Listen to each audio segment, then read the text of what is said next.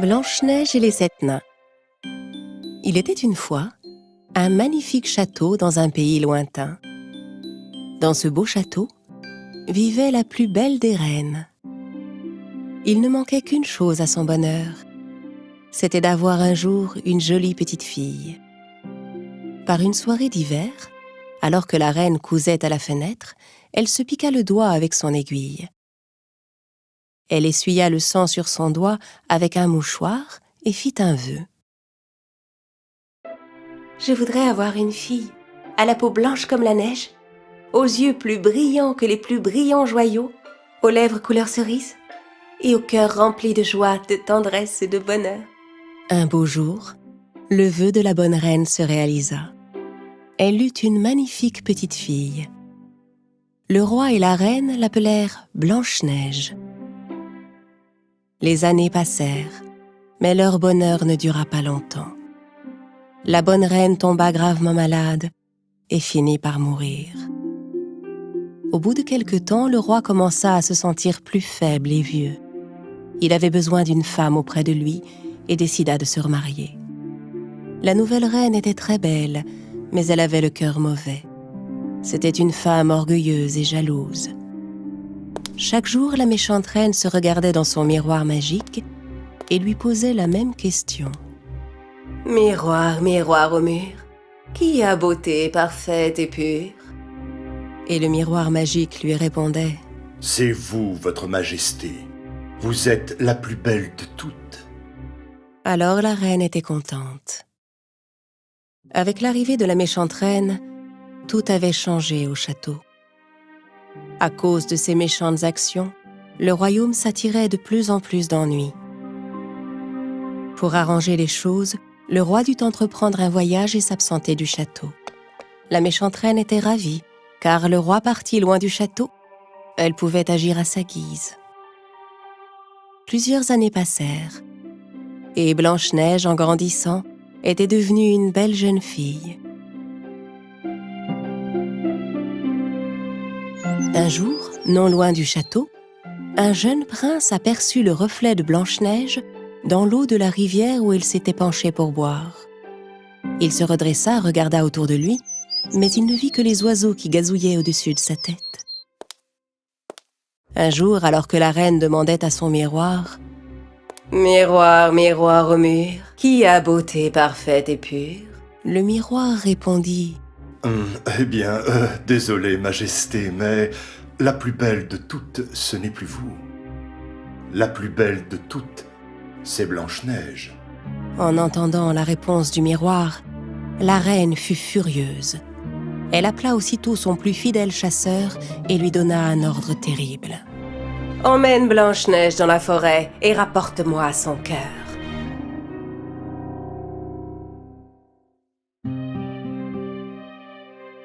Les soldats amenèrent Blanche-Neige auprès de la reine.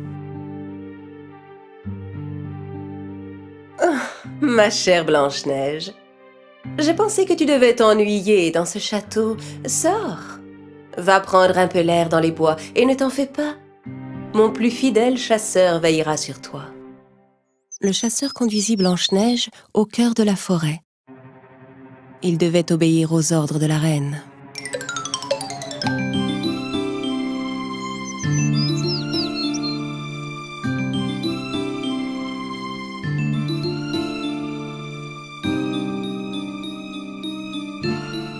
Mais voyant que Blanche-Neige avait un cœur si pur et plein de bonté, le chasseur n'eut pas le courage de lui faire du mal. Il la mit en garde et lui dit de ne plus jamais revenir au château. Et au coucher du soleil, il la laissa dans les bois et partit. Blanche-Neige était effrayée, seule dans la sombre forêt. Elle s'assit sous un arbre et se mit à pleurer. Et puis elle finit par s'endormir. Au matin, Blanche-Neige fut réveillée par le chant des oiseaux. Tous ses petits amis s'étaient rassemblés autour d'elle. Les petits oiseaux de la forêt, qui connaissaient et aimaient leur princesse, la guidèrent dans les bois. Ils la conduisirent jusqu'à une jolie petite maison. Un peu hésitante, Blanche-Neige ouvrit la porte. Tout était tout petit dans la maison, et elle était tout en désordre. Blanche-Neige se demandait bien à qui pouvait appartenir cette maison, mais elle n'avait nulle part où aller. Elle décida de tout nettoyer.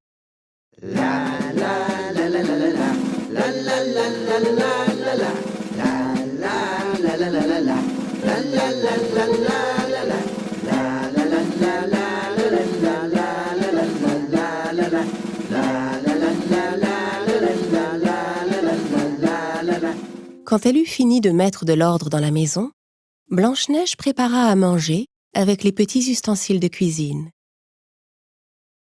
Comme toutes les autres choses de la maison, les lits étaient tout petits. Mais Blanche-Neige était si fatiguée qu'elle tombait de sommeil.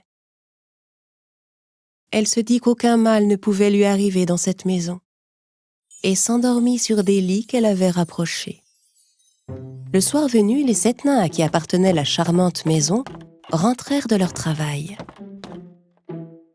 Quand ils entrèrent dans la maison, ils furent tout étonnés. Toute la maison était propre et rangée, et il s'y répandait une délicieuse odeur. Simplet voulut se servir un bol de soupe, mais il en renversa par terre. Prof essaya de comprendre ce qu'il se passait. Il y a quelque chose de louche dans toute cette histoire. Qui a fait tout ça? Après une bonne nuit de sommeil, je suis sûr que je pourrai éclaircir ce mystère, dit Dormeur en bâillant. Les 7 nains montèrent sans bruit à l'étage. En entrant dans leur chambre, ils furent stupéfaits. La plus belle jeune fille qu'ils aient jamais vue dormait sur leur petit lit. Alertée par le bruit, Blanche-Neige se réveilla effrayée. Elle découvrit les 14 yeux des 7 nains qui la dévisageaient. Hésitante, elle finit par leur dire « Je m'appelle Blanche-Neige. Je suis désolée si je vous ai dérangé. Je ne voulais rien faire de mal. » Ça ne fait aucun doute, parce que si c'était le cas, jamais vous n'auriez rangé notre maison et cuisiné pour nous. Répondit Prof, et il les présenta tous. Nous sommes les 7 nains. Voici Joyeux, Grincheux, Simplet, Atchoum, Timide, et moi je suis Prof pour vous servir. Et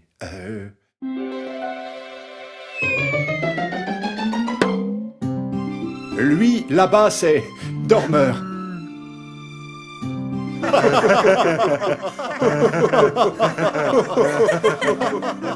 Blanche-Neige était si heureuse d'avoir rencontré 7 nouveaux amis. Elle leur raconta tout ce qui lui était arrivé. Les 7 nains étaient désolés d'entendre son récit. Ils lui proposèrent de rester avec eux. Blanche-Neige accepta de rester et les aida autant qu'elle le pouvait. Ils menaient tous ensemble une vie heureuse et paisible. Malheureusement, leur bonheur ne dura pas longtemps. Un jour, la reine demanda à nouveau à son miroir magique « Miroir, miroir au mur, qui a beauté parfaite et pure ?» Alors le miroir répondit « Eh bien, je suis désolé, Majesté, mais vous n'êtes pas la plus belle de toutes, ma reine. C'est Blanche-Neige qui est la plus belle. » La reine avait cru que Blanche-Neige était morte. Comprenant qu'elle avait été trahie par le chasseur, elle décida de finir le travail elle-même. Ce matin-là, comme tous les matins, Blanche-Neige disait gaiement au revoir aux 7 nains qui partaient au travail. Prof lui répéta ses recommandations. Et surtout n'oublie pas, si jamais un inconnu vient frapper à la porte, en notre absence, ne lui ouvre sous aucun prétexte. C'est promis, prof. Mais vous ne soyez pas en retard. Alors que Blanche-Neige préparait le dîner, on frappa à la porte. Elle n'attendait pas pourtant les 7 nains de sitôt. Qui est là? Prof, est-ce que c'est déjà vous? Derrière la porte, elle entendit une vieille femme. Allons, mon enfant, je ne te veux aucun mal. Ouvre-moi, je te prie. En regardant à travers le judas, Blanche-Neige vit la pauvre vieille femme et pensa qu'elle ne pouvait pas lui faire de mal. Elle ouvrit la porte. Ah, merci.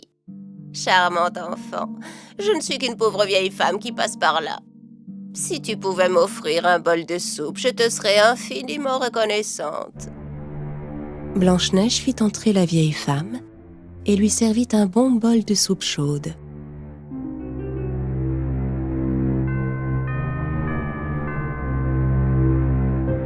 Merci beaucoup, mon enfant.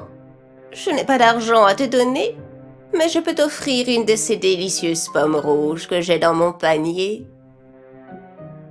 Goûte-la, tu verras, à la première bouchée, tu te sentiras au paradis. Tentée, Blanche-Neige croqua dans la pomme. Mais à la première bouchée, elle s'évanouit et s'écroula sur le sol. La vieille femme n'était autre que la méchante reine qui s'était déguisée. Et la délicieuse pomme était en fait empoisonnée. Une seule bouchée avait suffi à plonger Blanche-Neige dans un profond sommeil dont elle ne pouvait plus se réveiller.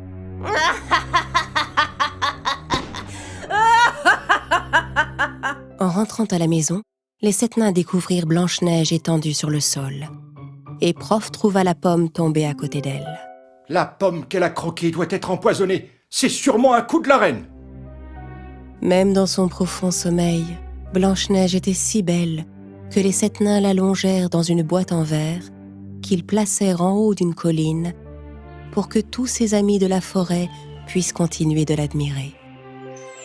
Un jour, le prince vint à passer dans la forêt où Blanche-Neige était endormie. Ses amis les oiseaux le conduisirent à l'endroit où elle se trouvait pour qu'il puisse la voir.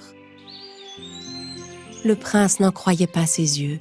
La belle princesse qu'il avait aperçue dans le reflet de l'eau et qu'il n'avait jamais pu oublier était étendue devant lui. Il souleva le couvercle de la boîte et lui donna un baiser. À cet instant, les rêves de Blanche-Neige et du prince se réalisèrent enfin. Leur amour réussit à vaincre le sortilège et Blanche-Neige ouvrit les yeux. Au même moment, ayant appris tout ce qui était arrivé à sa fille, le roi brisa le miroir magique et ordonna qu'on chasse la méchante reine du château. Blanche-Neige put enfin rentrer chez elle et retrouva son père. Le roi organisa pour sa fille et le prince une merveilleuse noce. Le roi, Blanche-Neige, le prince et les 7 nains vécurent heureux pour toujours.